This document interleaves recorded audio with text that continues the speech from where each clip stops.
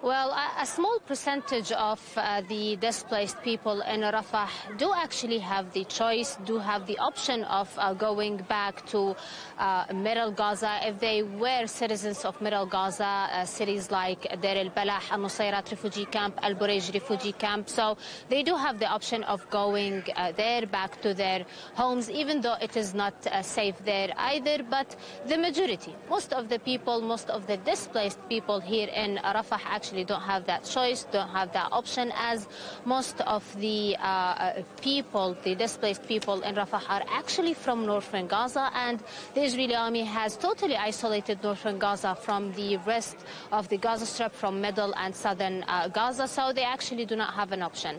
The only thing that they can do for now is just to stay here in Rafah and wait for something to happen. Actually, when talking to people here on the ground, to displaced people, the first thing that they mention, an expected truce, an expected ceasefire. This is the only thing that actually Palestinians here in Gaza are hoping for and waiting for. So whenever you open a conversation about where will you go next, what's your options, the first thing they say that we are hopeful that there will be a ceasefire. And this is actually what is keeping people here in Rafah going on and living through this very bad conditions in Rafah, the fact that they still do have hope of a ceasefire or a truce agreement to be implemented here in Gaza between Hamas and Israel. And officials in Gaza say the main hospital in Khan Yunis is now under siege.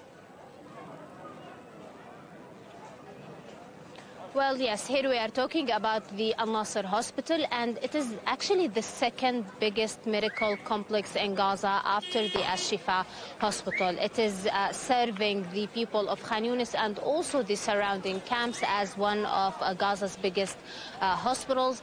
Over the past few days, the Al-Nasser Hospital have been besieged by the Israeli tanks. Footage that was published on social media by the activists, the journalists, the medical teams inside the hospital showed people thrown on the ground in front of the hospital, on the front gate of the hospital, on the streets opposing the hospital. Those people were killed by Israeli snipers, and the ambulances and the paramedics did not even manage to pick their bodies up from just a few meters away from the hospital, and this just shows how intense the situation is in the Al-Nasser Hospital. Just around an hour ago, Ashraf al-Qidra, the spokesperson of the Palestinian Health Ministry here in Gaza, said that the Israeli forces are now collecting the people, the displaced people and the medical staff, and even the patients and the people who are injured and being hospitalized inside the hospital. They are collecting them and allowing them to take a safe route outside of the hospital. Noor, thank you for that. Our correspondent Noor Harazin in Rafah with the view from Gaza.